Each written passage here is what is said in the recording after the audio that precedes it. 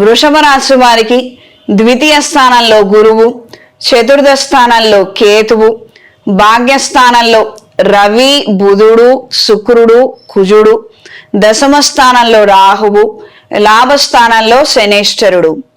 చాలా మంచి మార్పులు ఏర్పడతాయి. అదృష్టం పెరిగినట్టే ఉంటుంది, మన వెన్నంటే ఉన్నట్టు ఉంటుంది.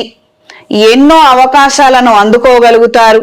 వాటిని సద్వినియోగపరుచుకోవడం అది మీ చేతుల్లో ఉన్నటువంటి పనులు. ఇది గమనించుకోండి. ఏదో పరిస్థితి బాగుంది కదా, ఇప్పుడు పక్కన పెడితే తర్వాత మనం ఏదో సెటిల్ అవ్వచ్చు లేదా తిరిగి పొందొచ్చు అని మాత్రం అనుకోవద్దు. ఇప్పుడు వచ్చే అవకాశాలు మళ్ళీ జీవితంలో ఎప్పటికొస్తాయో అది ఎవ్వరూ చెప్పలేరు.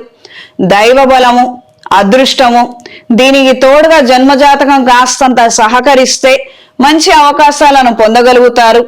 ల్యాండ్ వ్యవహారాలు కావచ్చు, వ్యాపార రీత్యా డెవలప్మెంట్స్ కావచ్చు, ఉద్యోగ రీత్యా మంచి ఇంప్రూవ్మెంట్ కావచ్చు, ఇంక్రిమెంట్ కావచ్చు, ప్రమోషన్, ఉన్నత స్థానానికి చేరుకోవడము, విద్యా సంబంధమైనటువంటి అవకాశాల రీత్యా కూడాను మంచి మార్పులు ఏర్పడే అవకాశం ఉంది. రాబోయే రోజుల్లో పరీక్షలు రాసే వారికి ఈ టైంలో అప్లికేషన్స్ ఫిల్ చేయడము, లేదా ఒక పలానా యూనివర్సిటీలోనో కాలేజీలోనో పలానా సబ్జెక్టు ఎంపిక చేసుకోవాలన్న ఆలోచనలు, ఆ విధంగా చేసే ప్లానింగ్స్, ఎగ్జిక్యూషన్స్ బాగుంటాయి. ఎందుకంటే ప్రస్తుతం టైం బాగుంది కాబట్టి మన గ్రహస్థితి సహకరించకపోయినా, అంటే మన జాతకం బాగాలేకపోయినా, మనకు సలహా చెప్పే వాళ్ళ జాతకం బాగాలేకపోయినా అదృష్టవశాత్తు మాత్రము మనకి మంచి జరిగే అవకాశం ఉంది. కాబట్టి ఇప్పుడు తీసుకునే నిర్ణయాలలో మూడొంతులు మంచి జరిగే ఆస్కారం ఉంటుంది. కొన్ని సందర్భాలలో పెద్దవాళ్ళు తరచుగా ఈ మాట అంటారు, అన్ని పాడైపోయినా ఆ రోజు తీసుకున్న ఒక్క నిర్ణయం మాత్రం మేలు చేసిందిరా, అదొక్కటే గట్టెక్కిచ్చింది. మిగతావన్నీ పాడైపోయినా అదొక్కటి మాత్రం మనకు ఆధారంగా మిగిలింది అని. ఎందుకు అనంటే వాళ్ళు ఇలాంటి ఫేజ్లో ఉండుంటారు. ఆ సమయంలో ఆ నిర్ణయం, ఆ వ్యవహారం జరిగింది కాబట్టి అది సర్వదా రక్షగా మారింది. ఇప్పుడు భాగ్యస్థానంలో పంచగ్రహ కూటమి ద్వారా మేలు జరిగే అవకాశం ఉంటుంది.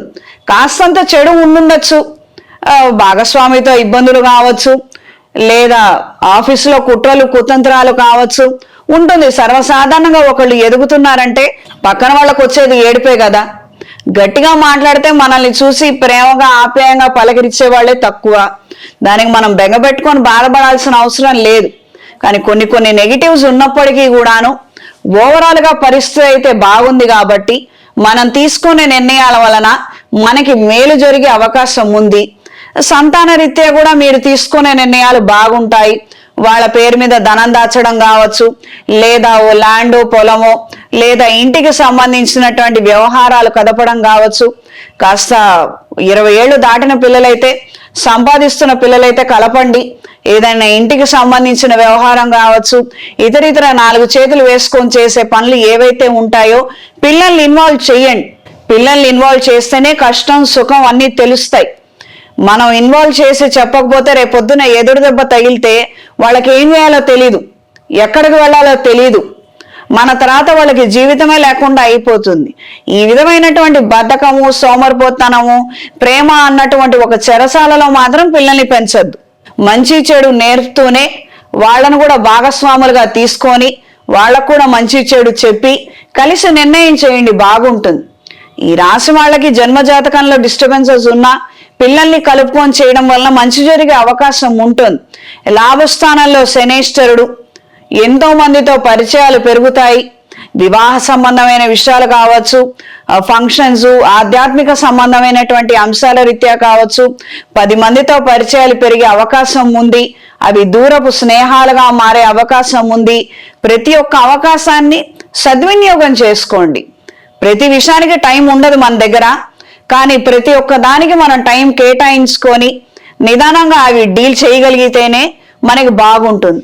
ఇంతమందితో మనకెందుకు, ఆ దైవ కార్యక్రమాలు మనకెందుకు, మన వల్ల అయ్యేనా అంటే ఏవి కావు. ఖచ్చితంగా చెప్తున్నా, ఏవి కావు, ఏం చేయలేం. కానీ టైం కేటాయించుకొని మన మనస్తత్వాన్ని మనం ఆధీనంలో పెట్టుకొని, మన ఆధీనంలో పెట్టుకొని దాని ఆధీనంలో మనం కాదు. ఇది ఈ రాశి వాళ్ళు మరీ ప్రత్యేకంగా గమనించాలి. పరిస్థితులు బాగున్నా కూడాను వాటిని అలా వదిలేస్తున్నారు, మా వల్ల కాదండి అని. అలా కాదు. ప్రతిరోజు దీపారాధన చెయ్యండి, ఏదో ఒక దైవ స్తోత్రాన్ని చదవండి, లేదా వినండి. ఆ 10 నిమిషాలు అక్కడ కూర్చొని ఏకాగ్రతతో గణపతి కావచ్చు, అమ్మవారు కావచ్చు, మీ ఇష్టదైవ ప్రార్థన చదవటం కానీ లేదా వినటం కానీ చెయ్యండి. మంచి పాజిటివ్ వైబ్రేషన్స్ వస్తాయి ఇంటికిను, మీకు మంచి జరుగుతుంది. ఎవరికి నచ్చినా నచ్చకపోయినా కొన్ని దైవ కార్యక్రమాలు చెయ్యాలి. అప్పుడే ఆ ఇంట్లో దయ్యాలు సమస్యలు వెళ్ళిపోతాయి. ఇది తెలుసుకొని మెలగండి. ఈ రాశిలో జన్మించిన స్త్రీలకు కూడా ఈ వారం చాలా కలిసి వస్తుంది. అందరూ మీకు అనుకూలంగా ఉంటారు. మీకు పరపతి పలుకుబడి మరింతగా పెరుగుతుంది. ఫినాన్షియల్ గెయిన్స్ కలిగి ఉంటారు. కొన్ని వ్యవహారాలలో మీరిచ్చిన సలహాలు సూచనల మేరకు అవతల వాళ్ళు చాలా బాగుపడతారు. మీ మీద ఊహించనంత మంచి అభిప్రాయం వాళ్ళందరికీ ఏర్పడుతుంది. ఇది మీకు నిదానంగా తెలుస్తుంది. మీరు చేసిన మంచి మీకు తెలియదు, కానీ మీరేం చేశారన్నది వాళ్ళ జీవితాల్లో కలిగిన మార్పుల వలన అవంతా కూడా నిదానంగా కలిసి వస్తుంది. మీకు కూడా ఉత్తర భవిష్యత్తులో ఇది చాలా ఫెచ్చింగ్ గా మారుతుంది, అనుకూలంగా మారుతుంది. దూర ప్రయాణాలు చేయగలుగుతారు. అనుకున్న సమయానికి అనుకున్నట్టుగా ఆయా వ్యవహారాలు చక్కదిద్దుతారు. అనుకూలంగా ఉంటుంది. ఏదైనా ప్రయాణం జరిగినప్పటికీ ఏదో ఆలస్యం అవుతుందని, వ్యవహారాలు చక్కబెట్టలేవని చింతించాల్సిన అవసరం లేదు. 10 నిమిషాలు ఆలస్యంగా వెళ్ళినా అక్కడ ఆఫీసర్లు ఉంటారు. మీకు జరగవలసినటువంటి పనులు కూడా జరుగుతాయి. మంచి పరిణామాలు ఏర్పడతాయి. ఈ రాశిలో జన్మించిన వారికి ఈ వారం కలిసి వచ్చే రంగు ఆకుపచ్చ, కలిసి వచ్చే దిక్కు పడమర, కలిసి వచ్చే సంఖ్య 6. ఈ రాశి వారు ప్రతిరోజు గణపతి స్తోత్రాన్ని, లక్ష్మీదేవి స్తోత్రాన్ని, సరస్వతీదేవి అమ్మవారి స్తోత్రాన్ని పఠించండి.